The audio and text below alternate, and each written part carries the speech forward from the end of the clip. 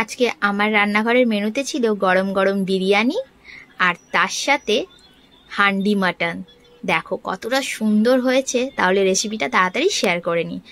ফার্স্টে বানিয়েছিলাম চিকেন বিরিয়ানি। তো চিকেন বিরিয়ানির জন্য দেখো আলুর সাইজটা এরকম টাইপের মাঝারি সাইজের একটু বড় আলু নিয়ে নিয়েছিলাম, সেটাকে মাঝখান থেকে দু টুকরো করে নিয়েছি। এদিকে মশলার জন্য আদা রসুন আর পেঁয়াজ পেস্ট করে রাখবো। প্রায় এটা নিয়েছিলাম, পেঁয়াজটা নিয়েছিলাম 500-র মতো, আর আদা রসুন সব মিলিয়ে 250 গ্রামের মতো দিয়ে সেগুলোকে কেটে কুচি কুচি করে রেখেছি, পেস্ট করে নেব। এদিকে চালটাকে প্রায় 2.5 কেজি চাল নিয়েছি, কারণ আমার পরিবারে প্রায় 12 থেকে 15 জন লোক ছিল, ছোট বড় সবাই মিশিয়ে। সেই কারণে আজকে অনেকটা পরিমাণে বিরিয়ানি বানানো হচ্ছে। আর চালটাকে আমি ফার্স্টে ভিজিয়ে রেখেছিলাম, আর জলটা গরম হতেই চালটা দিয়ে দেবো। তার মধ্যে তেজপাতা, লবঙ্গ, এলাচ, দারচিনি এইগুলোও দিয়ে দেবো, যাতে একটু চালের গন্ধটা খুব সুন্দর ছাড়ে। আর তার মধ্যে ভাতটা ফুটে এলেই ওর মধ্যে কিন্তু সাদা তেল দিয়ে দেবো। সাদা তেলটা কিন্তু মাস্ট। সাদা তেলটা যদি দাও তাহলে কি হবে, ভাতগুলো একদম ঝরঝরে হবে, একটার গায়ে একটা চাল লেগে যাবে না, না হলে আঠা আঠা ভাবটা থাকলেই কিন্তু চালগুলো একদম ঝরঝরে হবে না। অন্যদিকে দেখো পেঁয়াজের বেরেস্তা কেটে নিয়েছি, কারণ বিরিয়ানিতে কিন্তু এই পেঁয়াজ ভাজাটা মানে বেরেস্তাটা খুবই লাগে, না দিলে একদমই কিন্তু ভালো লাগে না।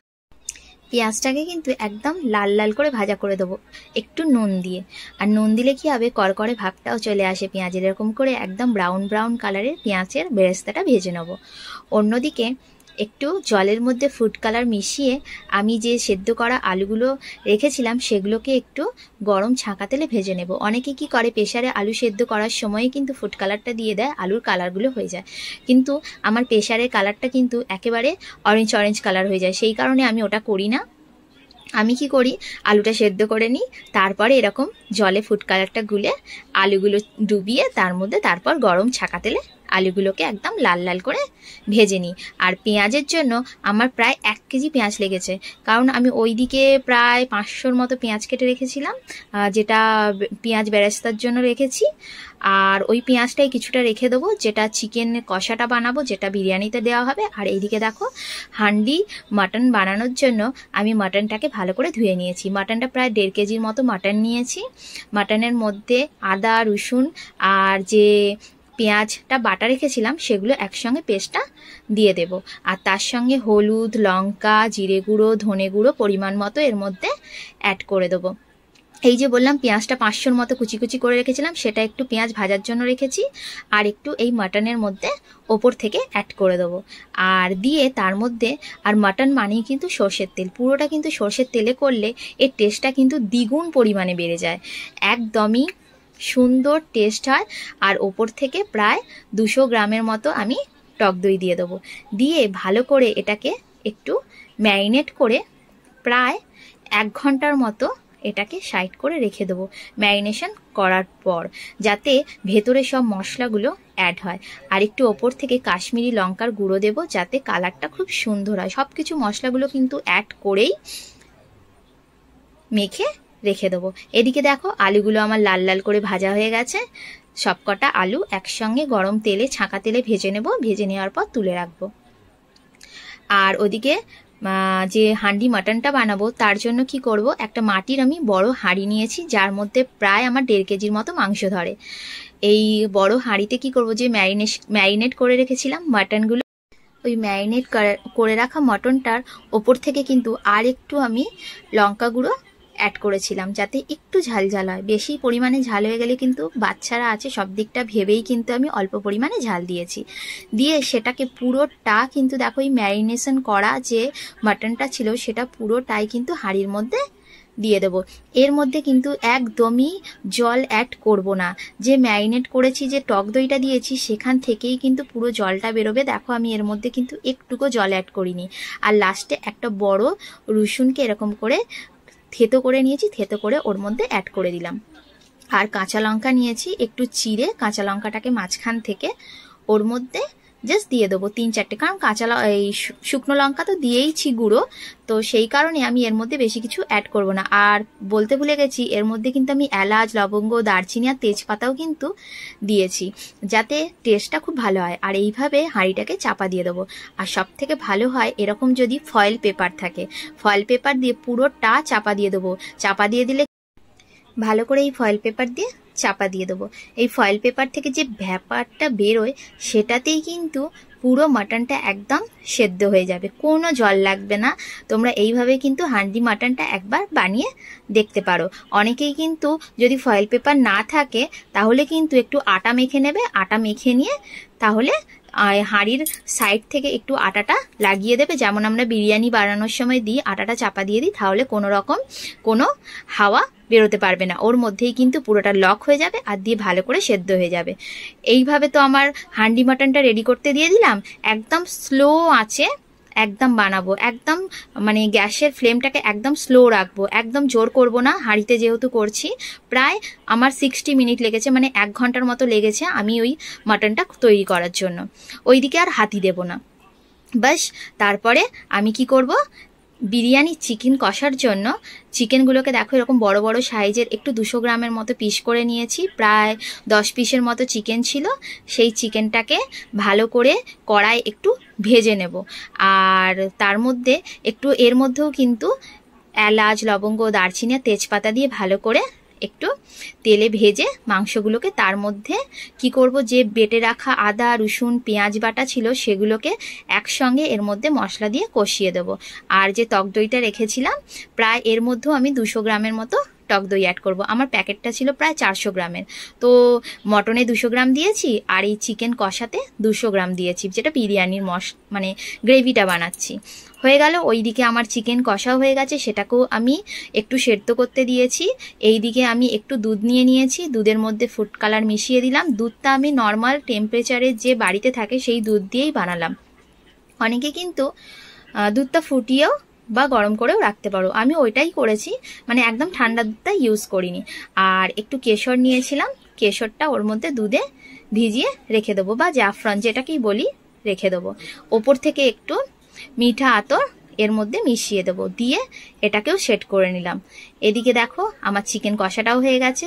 বিরিয়ানির যে গুঁড়ো মশলার প্যাকেটটা ছিল সেটা একটু অল্প পরিমাণে দিয়ে দিলাম, দিয়ে ভালো করে আবার নাড়াচাড়া করে নেব।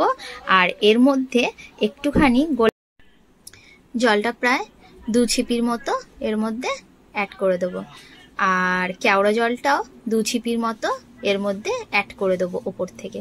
সব কিছু মিশিয়ে দিলে কি হবে, এই যে চিকেনের যে কষার টেস্টটা সেটা কিন্তু খুব সুন্দর ছাড়ে, খুব সুন্দর লাগে। বাস এইভাবেই কিন্তু আমার চিকেনটা কষাটাও পুরো রেডি হয়ে গেল। একটু জল জল রেখেছি কারণ আমি চালটা অনেকটা শক্ত রেখেছি, তার মধ্যেই কিন্তু বিরিয়ানির যে চালটা পুরোটাই সেদ্ধ হয়ে যাবে। এইভাবে করার পরে আমি রোস্টেড করে নেবো এই শুকনো মশলাগুলো, যেটা আমি মিক্সিতে গুঁড়িয়ে নেবো। দেখো এর মধ্যে সব কিছুই আছে, বড় এলাচ, শামরিচ, সাজিরে, গোলাপের যে পাপড়িগুলো, জায়ফল, লবঙ্গ, ছোট এলাচ, তেজপাতা, সব কিছু এই মশলাটার মধ্যেই থাকে। এটা কিন্তু কিনতেই পাওয়া যায়, তো তোমরা এগুলো কিনে তারপর সেটাকে একটু শুকনো খোলায় ভেজে নেবে। ভাজার পরে এই মশলাটাকে মিক্সিতে এইভাবে গুঁড়ো করে নেব। আর গুঁড়ো করে কিন্তু একটা কন্টেনারে রেখে দিতে হবে, কারণ এতটা গুঁড়ো মশলা কিন্তু লাগে না। আর এই মশলার টেস্টটা কিন্তু খুব সুন্দর গন্ধ ছাড়ে একটা উপর থেকে দিলে। ভালো করে টাইট করে কন্টেনারে রেখে দিলে তোমরা যখনই বিরিয়ানি বানাও তার মধ্যে কিন্তু অল্প অল্প পরিমাণে দিয়ে দিতে পারবে, কারণ অনেকটা পরিমাণেই থাকে। এইদিকে বিরিয়ানির জন্য হাঁড়িটাকে ভালো করে ঘি মাখিয়ে তার মধ্যে যে চিকেনের কষাটা ছিল সেটাকে দিয়ে দিলাম। দিয়ে দেওয়ার পরে ওপর থেকে এক এক করে আলুগুলো একটু সাজিয়ে দিয়ে দেব। তারপর যে চালটা ছিল দেখো অনেকটা পরিমাণে ঝরঝরে হয়েছে, এরকম মিলে রাখলে কিন্তু চালগুলো একদম ঝরঝরে হয়। তারপর চালগুলোকে ওপর থেকে দিয়ে দেবো। আমি কিন্তু এইভাবেই বিরিয়ানিটা বানাই। তারপর দেখো আবার একটু মিঠা আতর, গোলাপ জল আর কেওড়া জল ছিল, সেটাকেও অল্প পরিমাণে দিয়ে দেবো।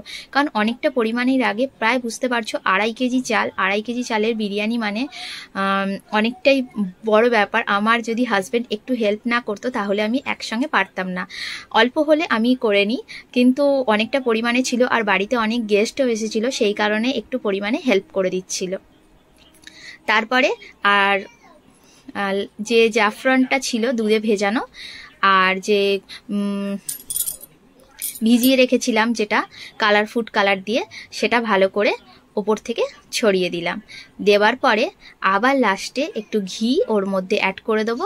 আর দেওয়ার পরে ভাতের মধ্যে যে নুন দিয়েছিলাম সেইটাও নুন ওপর থেকে ছড়িয়ে, আর বিরিয়ানির যে মশলাটা ছিল রোস্টেড মশলা যেটা, সেই রোস্টেড মশলাটা ওপর থেকে ছড়িয়ে, আলুগুলো আবার ওপর থেকে ছড়িয়ে, আর ভেজে রাখা যে পেঁয়াজগুলো ছিল সেগুলো ওপর থেকে ছড়িয়ে দেবো। দিয়ে ভালো করে বিরিয়ানি আমার সেট হয়ে গেল। একদম দমে বসিয়ে দেবো, একদম লো ফ্লেমে। একটা নিচে তাওয়া দিয়ে দেবো, তাহলে কি হবে, ওর যে হিটটা ওঠে সেটা কিন্তু খুব ভালোভাবে বিরিয়ানিটা গরম করে দেয়। আর এই দিকে দেখো ফয়েল পেপারটা খুলেও মাটনটাও দেখিয়ে দিলাম, খুব সুন্দরভাবে সেদ্ধ হয়েছিল আর দারুণ গন্ধ বেরোচ্ছিল। কোনোটাই জল দিইনি, একদম সুন্দরভাবে সেদ্ধ হয়ে গেছে।